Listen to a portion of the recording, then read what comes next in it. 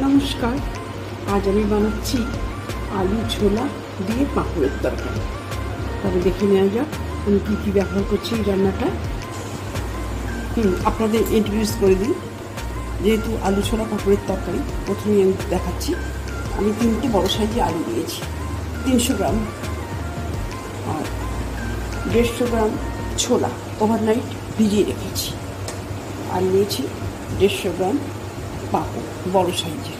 আমি আমার মতন করে কেটে নিয়েছি, আপনারা আপনাদের মতন করে সাইজ করে নেবেন। ধনেপাতা 2 গুছি নিয়েছি। ফোড়নের জন্য 1/4 চামচ জিরে, 2টো শুকনো লঙ্কা। এতে নিয়েছি ধনে 1 চামচ গুঁড়ো, জিরে গুঁড়ো 1 চামচ, হলুদ গুঁড়ো 1 চামচ,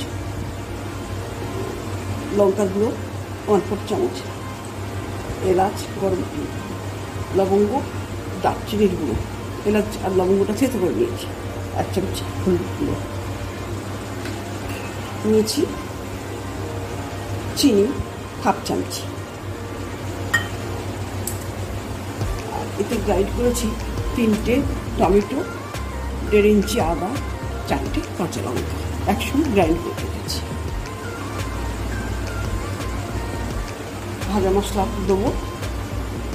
এতে আছে ধনে, জিরে, গোলমরিচ, এলাচ, লবঙ্গ, দারচিনি গুঁড়ো, রোস্টেড মশলা, আর প্রয়োজন মতো ঘিটা দেবো।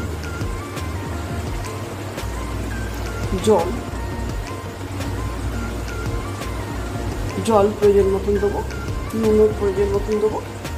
আর এটা আমি সর্ষের তেলে করছি, সর্ষের তেল।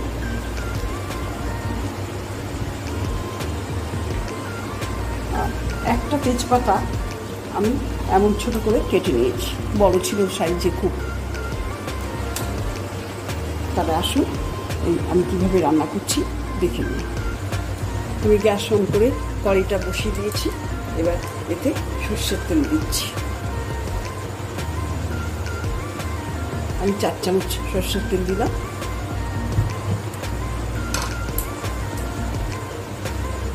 তেলটা গরম হলে আমি পাঁপড়গুলো প্রথমে ভেজে নেব। তেলটা আমার গরম হয়ে গেছে, আমি আস্তে আস্তে করে পাঁপড়গুলো ভেজে নিচ্ছি।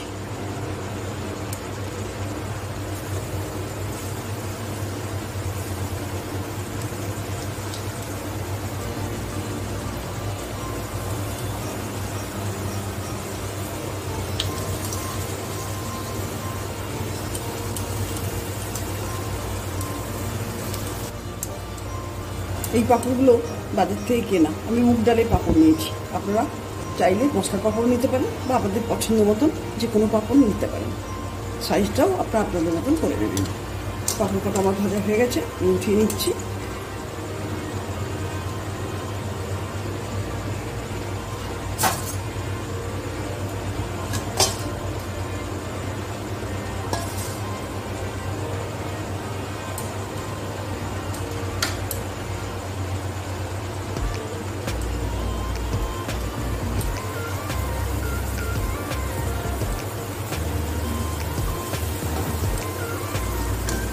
আমি এইভাবে সব পাঁপড়গুলো একে একে ভেজে তুলে নেব।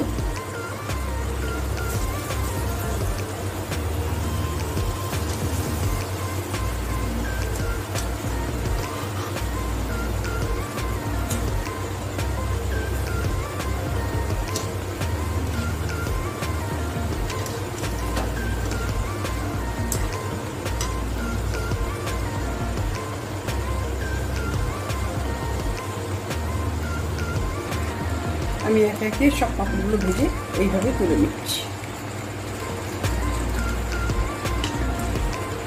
সব পাঁপড়গুলোই ক্রিসপি হয়ে গেছে।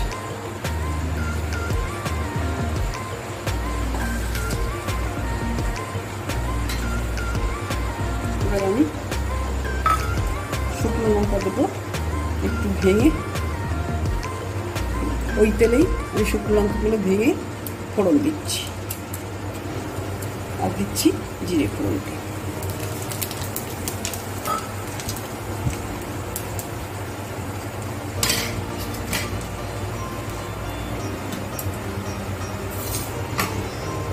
ফোড়নটা ফেটে গেছে। এবার আমি ডাইস করে কাটা আলুগুলো ভাজতে দিচ্ছি।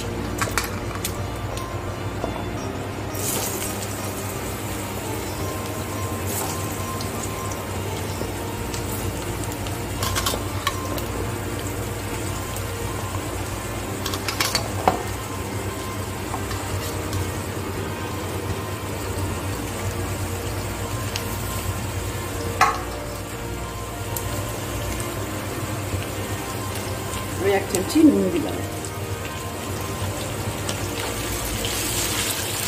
এটা সম্পূর্ণ নিরামিষ।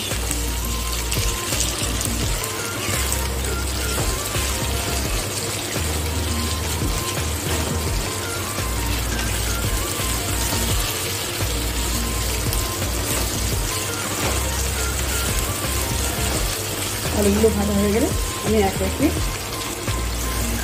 মশলাগুলো দিয়ে দেবো।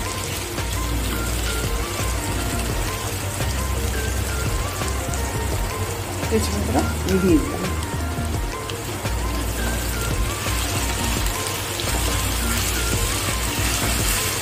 আলুগুলো ভাজা হয়ে এলো। এবার আমি একে একে মশলাগুলো দিয়ে দেবো। আলুটা আমার ভাজা হয়ে গেছে, প্রায় 60% আলুটা ভাজা হয়েছে। এবার আমি বাকি টমেটো, আদা আর কাঁচা লঙ্কা গ্রাইন্ড করা দিয়ে দিচ্ছি।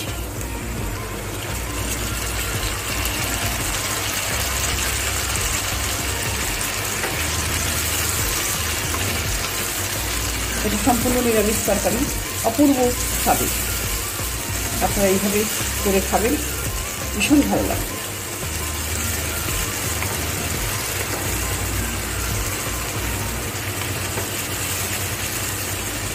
এটা একটু কাঁচা মশলা কেটে যায়, এই মশলাটা আমি একে একে অন্য অন্য মশলাগুলো দিয়ে দেবো।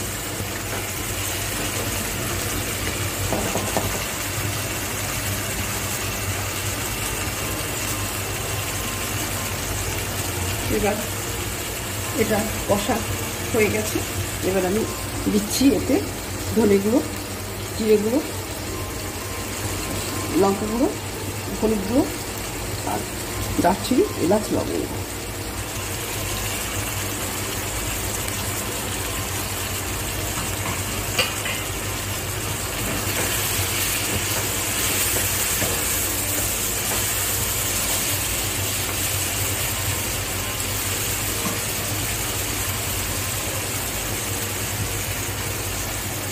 একটু দিচ্ছি ছোলা ভেজে নেব।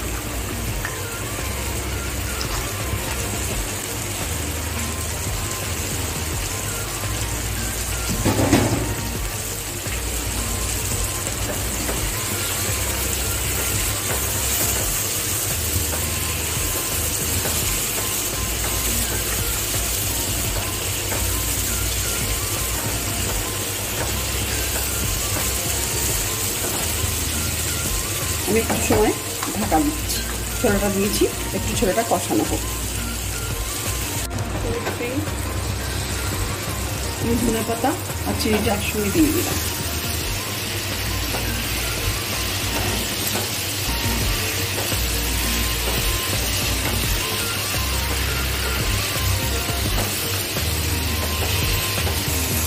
মশলাটা আমার কষানো হয়ে গেছে।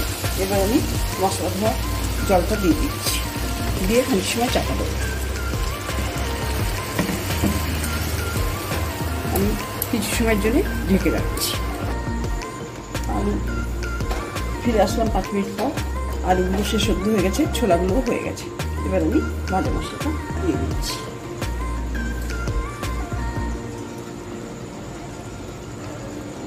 আমি 2 চামচি ভাজা মশলা দিচ্ছি। অবশ্যই এতে ভাজা মশলাটা দেবেন এই রান্নায়।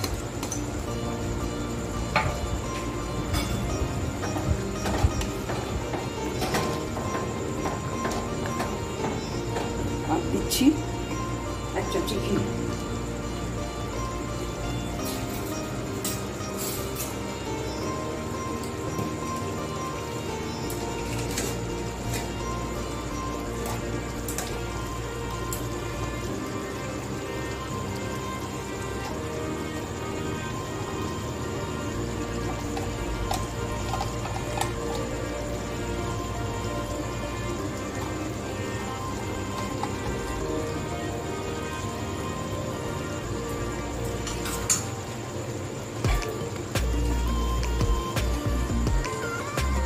এই রান্নাটায় ঘিটা আর ভাজা মশলাটা অবশ্যই দেবেন, তাতে টেস্টটা ভীষণ সুন্দর হবে। এবার আমি পাঁপড়গুলো দিয়ে দেব।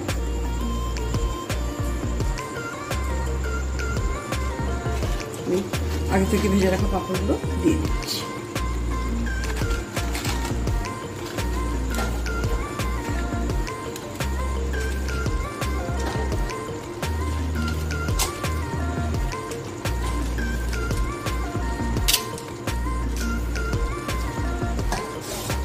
আমি অল্প সময় একটু ঢেকে দিচ্ছি পাঁপড়গুলো যাতে। রান্নাটা আমার কমপ্লিট হয়ে গেছে, এবার আমি সার্ভ করে দেবো। তাহলে দেখুন হয়ে গেল আমার দারুণ স্বাদের একটা ছোলা আলু আর পাঁপড় দিয়ে তরকারি।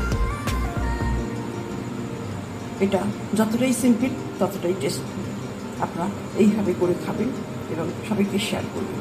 অবশ্যই আমাকে কমেন্টসের মাধ্যমে জানাবেন যে আপনারা কেমন লাগলো আপনাদের খেতে। এটা সম্পূর্ণ নিরামিষ তরকারি, এটা পুজো পার্বণে দিতে পারেন। আর ভালো লাগছে না কোনো সবজি খেতে, তখন এইভাবে করে আপনারা খাবেন, অবশ্যই ভালো লাগবে।